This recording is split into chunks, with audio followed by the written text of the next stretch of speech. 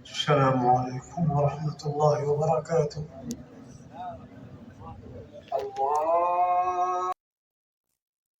جس نے اپنے علم اور رحمت سے ہر چیز کا احاطہ کر رکھا ہے، یقیناً وہ نہایت بردبار اور بہت بخشنے والا ہے۔ میں اپنے پروردگار کی ظاہری و باطنی ان تمام نعمتوں پر اس کی بے پایہ حمد و ثنا بیان کرتا ہوں اور شکر بجا لاتا ہوں جنہیں ہم جانتے ہیں یا نہیں جانتے،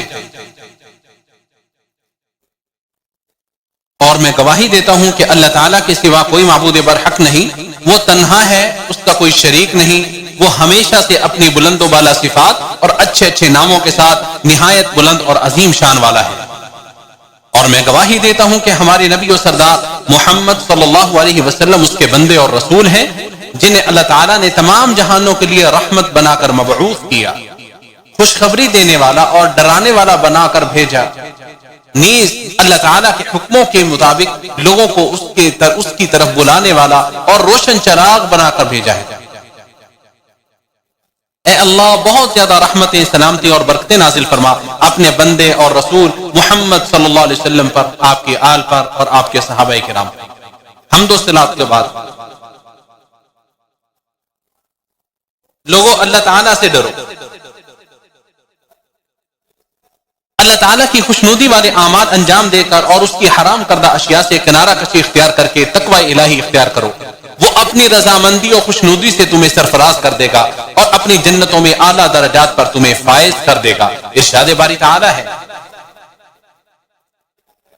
بے شک جو شخص قیامت کے دن اپنے رب کے سامنے مجرم کی حیثیت سے آئے گا، اس کا ٹھکانہ جہنم ہوگا، اس میں نہ وہ مرے گا اور نہ زندہ رہے گا۔ اور جو شخص اس کے سامنے مومن کی حیثیت سے آئے گا، عمل صالح کیے ہوگا، تو انہیں بلند درجات ملیں گے، عدن نام کی جنتیں ملیں گی جن کے نیچے نہریں جاری ہوں گی، ان میں ہمیشہ کے لیے رہیں گے، اور جو گناہوں سے پاک ہوتا ہے اسے ایسا ہی بدلہ ملتا ہے۔ اے لوگو، اللہ رب العزت کا فرمان ہے، اے آدم کی اولاد، اگر تمہارے پاس تم ہی میں سے میرے رسول آئیں جو تمہیں میری آیتیں پڑھ کر سنائیں، تو جو کوئی تقوی کی راہ اختیار کرے گا اور عمل صالح کرے گا، اسے نہ مستقبل کا کوئی خوف لاحق ہوگا اور نہ ہی ماضی کا کوئی غم ہوگا۔ اے اولاد آدم، اللہ تعالیٰ نے تمہیں ایک ذی شان مقصد اور عظیم کام کے لیے پیدا کیا ہے۔ آسمان و زمین جسے اٹھانے سے دستبردار ہو گئے اور اس کے حق کے ادائیگی سے ڈر گئے کہ کہیں اس کے ضائع ہو جانے سے عذاب میں مبتلا نہ ہو جائیں، یا اس میں کمی و کوتاہی کی صورت میں ملامت اور سرزنش کے سزاوار نہ ٹھہرے، اور اس میں کوتاہی برتنے کے سبب کہیں حساب و کتاب اور عذاب الہی کا سامنا نہ کرنا پڑ جائے۔ تو سن لیجئے، یہ عظیم الشان چیز احسان کے ساتھ اللہ تعالیٰ کی عبادت کرنا، اللہ تعالیٰ کی شریعت کے ذریعے زمین میں اصلاح کرنا اور ظلم و زیادتی اور محرمات سے اجتناب کرنا ہے، جیسا کہ ارشاد باری تعالیٰ ہے،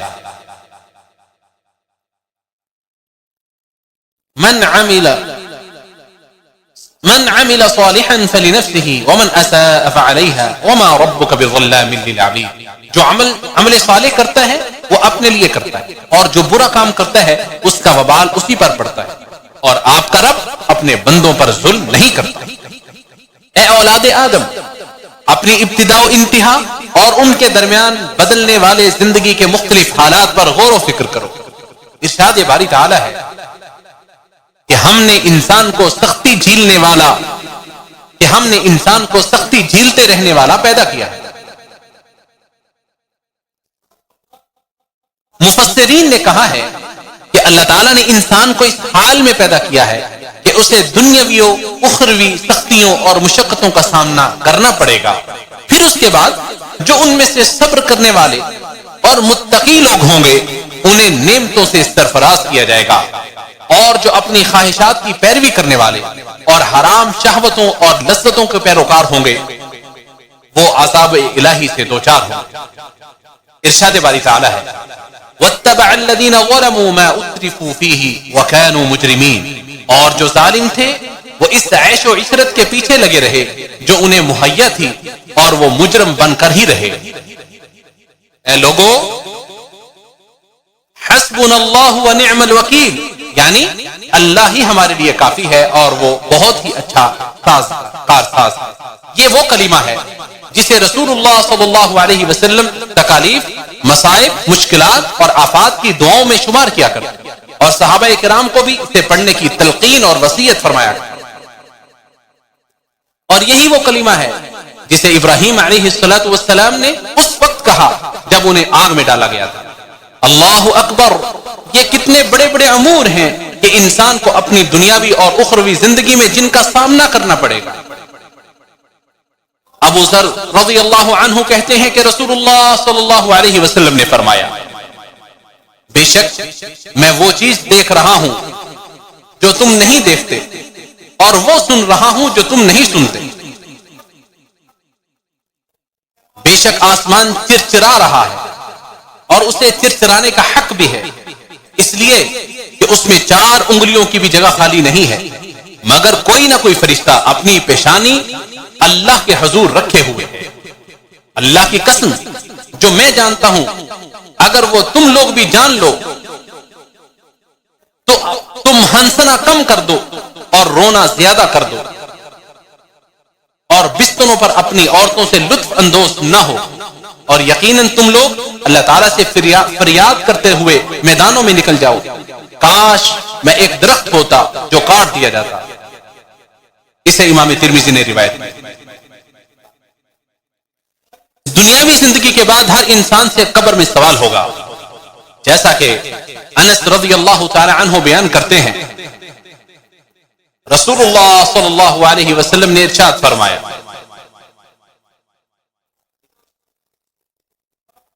جب میت کو اس کی قبر میں رکھ دیا جاتا ہے اور اس کے ساتھی واپس چلے جاتے ہیں تو وہ ان کے جوتوں کی آہٹ سنتا ہے۔ اسی اثنا 2 فرشتے اس کے پاس آتے ہیں تو وہ اسے بٹھا کر پوچھتے ہیں، تم اس شخص یعنی محمد صلی اللہ علیہ وسلم کے بارے میں کیا کہتے ہیں؟ جو مومن ہے وہ تو کہتا ہے میں گواہی دیتا ہوں کہ وہ اللہ کے بندے اور اس کے رسول ہیں۔ اسے کہا جاتا ہے جہنم میں اپنے ٹھکانے کو دیکھ لو، اللہ تعالیٰ نے اس کے بدلے میں تمہیں جنت میں ٹھکانہ دے دیا ہے۔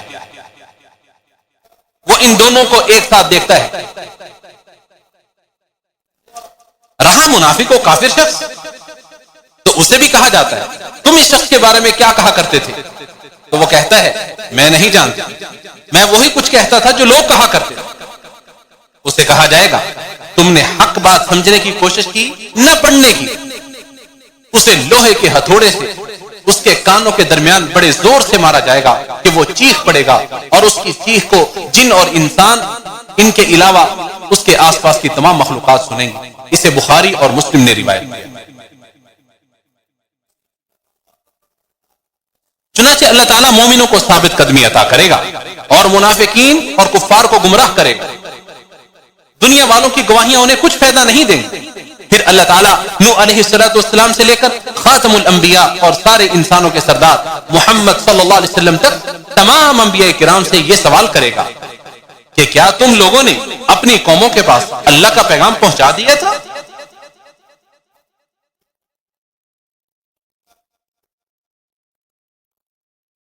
جیسا کہ ارشاد باری تعالی ہے فَكَيْفَ إِذَا جِئْنَا مِن كُلِّ أُمَّةٍ بِشَهِيدٍ وَجِئْنَا بِكَ عَلَى هَؤُلَاءِ شَهِيدًا يَوْمَئِذٍ يَوَدُّ الَّذِينَ كَفَرُوا وَعَصَوُا الرَّسُولَ لَوْ تُسَوَّى بِهِمُ الْأَرْضُ وَلَا يَكْتُمُونَ اللَّهَ حَدِيثًا۔ بس کیا حال ہوگا جس وقت کے ہر امت میں سے ایک گواہ ہم لائیں گے اور آپ کو ان لوگوں پر گواہ بنا کر لائیں گے جس روز کافر اور رسول صلی اللہ علیہ وسلم کے نافرمان آرزو کریں گے کہ کاش انہیں زمین کے ساتھ ہموار کر دیا جاتا اور اللہ تعالیٰ سے کوئی بات نہ چھپا سکے۔ اور اللہ تعالیٰ نے مزید ارشاد فرمایا اور انہیں ٹھہرا لو اس لیے کہ ان سے ضروری سوال کیے جائیں گے۔ تمہیں کیا ہو گیا کہ اس وقت تم ایک دوسروں کی مدد نہیں کرتے؟ نیز ارشاد فرمایا پھر ہم ان لوگوں سے ضرور پوچھیں گے جن کے پاس پیغمبر بھیجے گئے تھے اور ہم پیغمبروں سے بھی ضرور پوچھیں گے، پھر ہم خود پورے علم کے ساتھ ساری سرگزشت ان کے آگے سامنے پیش کر دیں گے، آخر ہم کہیں غائب تو نہیں تھے۔ پھر اللہ تعالیٰ ہر شخص سے اس کے ذاتی معاملات کے بارے میں سوال کرے گا۔ ابو برزہ رضی اللہ تعالی عنہ سے روایت ہے رسول اللہ صلی اللہ علیہ وسلم نے ارشاد فرمایا قیامت کے دن کسی شخص کے قدم اس وقت تک اپنی جگہ سے نہ ہٹ سکیں گے جب تک اس سے پوچھ نہ لیا جائے اس کی عمر کے بارے میں کہ اس نے اسے کن چیزوں میں گزارا، اس کے علم کے بارے میں کہ اس نے اسے کن چیزوں میں استعمال کیا، اس کے مال کے بارے میں کہ اس نے کہاں سے کمایا اور کہاں خرچ کیا، اور اس کے جسم کے بارے میں کہ اسے کن چیزوں میں کھپایا۔ اسے امام ترمذی نے روایت کیا ہے اور اسے حسن صحیح کہا۔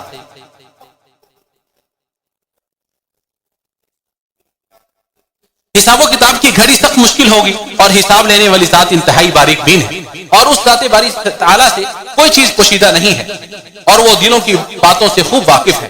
روز قیامت کسی بندے کے قدم اس وقت تک اپنی جگہ سے نہیں ہٹ سکیں گے اور پشت جہنم پر نصب کی گئی پل صراط سے گزر کر وہ جنت کی طرف اس وقت تک نہیں بڑھ سکے گا جب تک کہ اس نے 4 چیزوں کے بارے میں اس سے پوچھ نہ لیا، اس کی عمر کے بارے میں کہ اس نے اپنی زندگی کے شب و روز کن چیزوں میں صرف کیا۔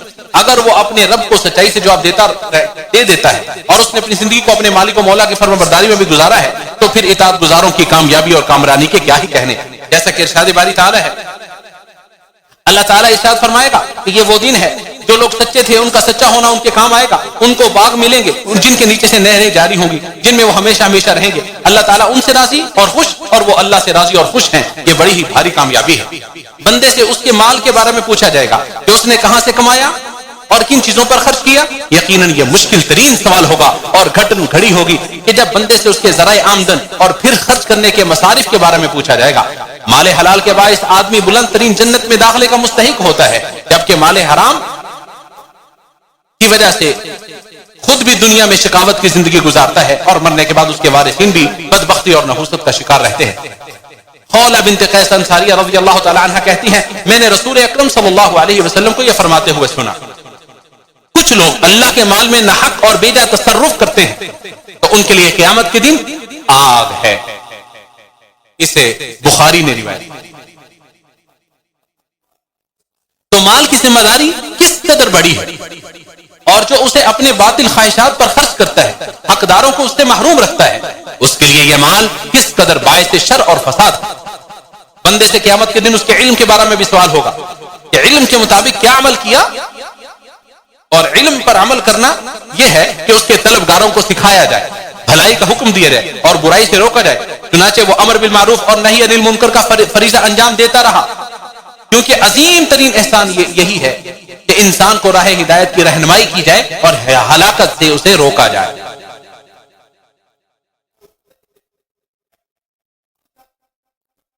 اور جو شخص ان امور میں اپنے رب کو جواب دینے کی تیاری میں اس زندگی میں پہلے کوتاہی برتا رہا، پھر اپنی اصلاح اور توبہ کر لیتا ہے تو اللہ تعالیٰ اس کی توبہ کو قبول کر لے گا، اسے اپنی رحمت سے ڈھانپ لے گا اور اپنی جنت میں داخل کرے گا۔ اور جو شخص ان 4 چیزوں کے بارے میں جواب دینے میں اللہ تعالیٰ کے سامنے جھوٹ بولے گا تو اللہ تعالیٰ بھی اسے جھٹلا دے گا اور خود اس کے اعضاء و جوارح اس کے خلاف گواہی دیں گے۔ ارشاد باری تعالیٰ ہے۔ اور جس دن اللہ تعالیٰ کے دشمن دوزخ کی طرف ہانکے جائیں گے تو وہ روک لیے جائیں گے یہاں تک کہ جب وہ اس کے پاس آ پہنچیں گے تو ان پر ان کے کان اور ان کی آنکھیں اور ان کی کھالیں گواہی دیں گی جو کچھ وہ کیا کرتے تھے۔ اور جو شخص اللہ رب العالمین کو جواب دینے میں جھوٹ گڑے گا تو اللہ رب العزت اس کے ان 4 حالات میں کیے گئے اعمال کے ذریعے اس کا جھوٹ ثابت کر دے گا، پھر اسے آگ میں ڈال دیا جائے گا، جیسا کہ ارشاد باری تعالیٰ ہے۔ اس دن انسان کو بتا دیا جائے گا کہ وہ کیا لایا اور کیا چھوڑ کر آیا۔ اور ارشاد باری تعالیٰ ہے اے انسان تو اپنے رب کے پاس پہنچنے تک کام میں کوشش کر رہا ہے، پھر اس سے جا ملے گا، پھر جس کا نامہ اعمال اس کے دائیں ہاتھ میں دیا گیا تو اسے آسانی کے ساتھ حساب لیا جائے گا اور وہ اپنے اہل و عیال میں خوش واپس آئے گا، لیکن جس کو نامہ اعمال پیٹھ پیچھے دیا گیا تو وہ موت کو پکارے گا اور دوزخ میں داخل ہوگا، بے شک وہ اپنے اہل و عیال میں بڑا خوش و خرم تھا۔ اللہ تعالیٰ میرے لیے اور آپ سب کے لیے قرآن عظیم کو باعث برکت بنائے، رسولوں کے سردار محمد صلی اللہ علیہ وسلم کی ہدایت اور ان کی سچی سیدھی باتوں سے ہمیں نفع پہنچائے۔ یہی کہتے ہوئے میں اپنے اللہ سے اپنے لیے اور آپ سب کے لیے مغفرت طلب کرتا ہوں، آپ بھی اس سے مغفرت طلب کریں، بے شک وہ بہت زیادہ معاف کرنے والا اور رحم کرنے والا ہے۔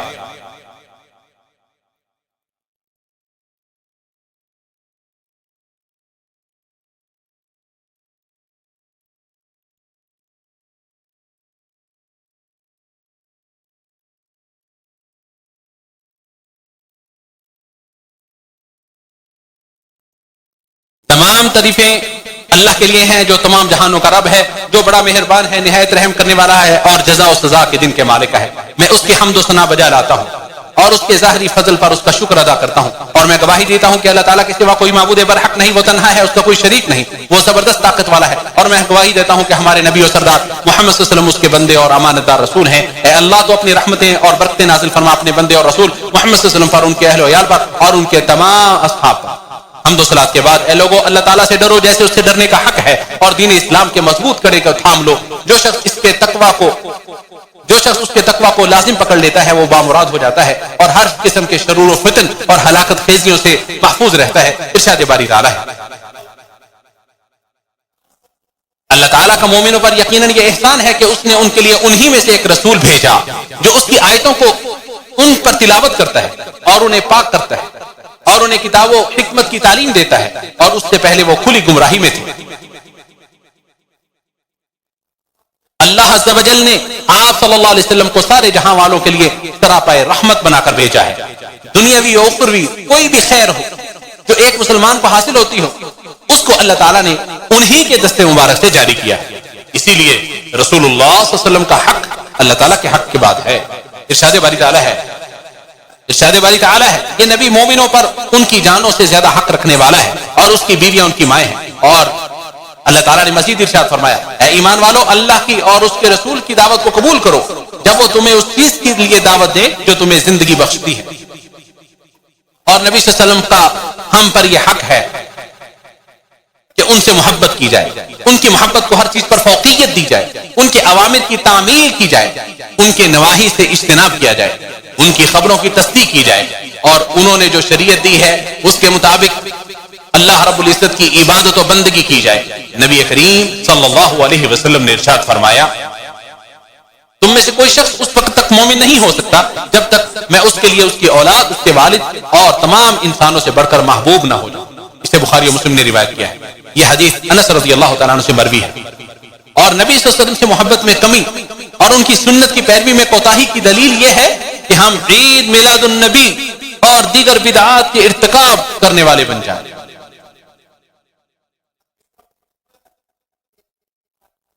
ارشاد باری تعالیٰ ہے، قل ان کنتم تحبون اللہ فاتبعونی یحببکم اللہ، کہہ دیجئے اگر تم اللہ تعالیٰ سے محبت کرتے ہو تو میری پیروی کرو، اللہ تم سے محبت کرے۔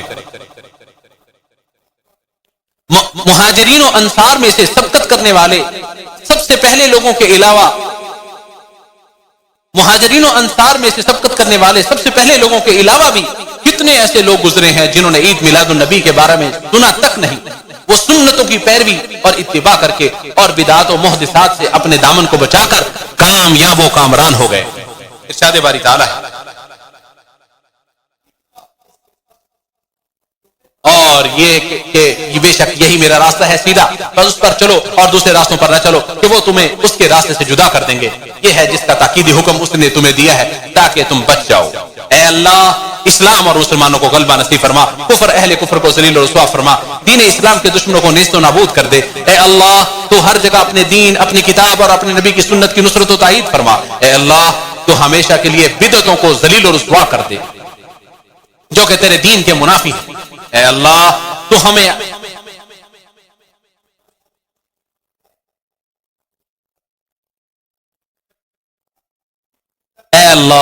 تو ہمیں اپنے دین پر ثابت قدم رکھ۔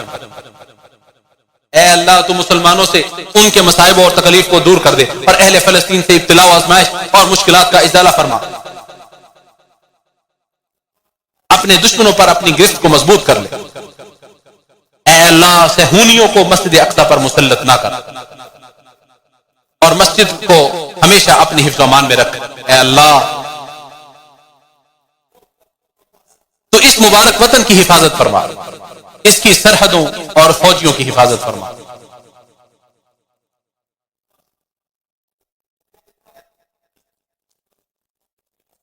اے اللہ، اس کی سرحدوں اور فوجیوں کی حفاظت فرما، کفار، شریر لوگوں اور فاجروں کی شرانگیزیوں اور سازشوں سے اس کی حفاظت فرما۔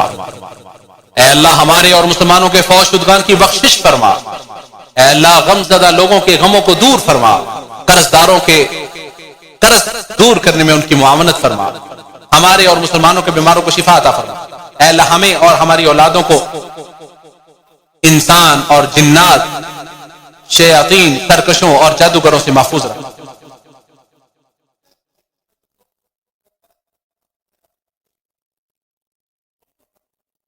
اے اللہ تو خادم حرمین شریفین اور ان کے ولی عہد کو اپنے پسندیدہ کاموں کی توفیق عطا فرما، اور ایسے کاموں کی بھی جن میں ملک کی خیر خواہی اور بھلائی مضمر ہو، اور ہر نیک کام میں ان کی مدد فرما۔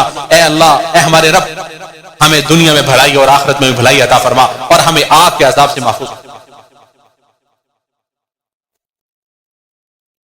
اللہ کے بندو، بے شک اللہ تعالیٰ اور اس کے فرشتے نبی صلی اللہ علیہ وسلم پر درود بھیجتے ہیں۔ اے ایمان والو، تم بھی ان پر درود بھیجو اور خوب سلام بھی بھیجتے رہا کرو۔ اے اللہ، تم محمد صلی اللہ علیہ وسلم اور ان کے آل و اولاد اور ازواج مطہرات پر رحمت نازل فرما۔ اے اللہ، تو خلفائے راشدین ابو بکر، عمر، عثمان و علی رضی اللہ عنہم سے راضی ہو جا، تمام صحابہ کرام اور تابعین اعظام سے راضی ہو جا، اور ان کے ساتھ ساتھ اپنے فضل و کرم سے ہم سے بھی راضی ہو جا، اے سب سے زیادہ رحم کرنے والی ذات۔ بے شک اللہ تعالیٰ عدل و انصاف، احسان اور رشتہ داروں کو مالی تعاون دینے کا حکم دیتا ہے، بے حیائی اور ناپسندیدہ افعال اور سرکشی سے روکتا ہے، وہ تمہیں نصیحت کرتا ہے تاکہ تم اسے قبول کر لو۔ لہٰذا اللہ بزرگ و برتر کو یاد کرو، وہ تمہیں یاد کرے گا، اور اس کی نعمتوں کا شکر ادا کرو، وہ تمہیں مزید نوازے گا۔ جان لو کہ اللہ کا ذکر بہت بڑی چیز ہے، اور جو کچھ تم کر رہے ہو اللہ تعالیٰ اس سے بخوبی واقف ہے۔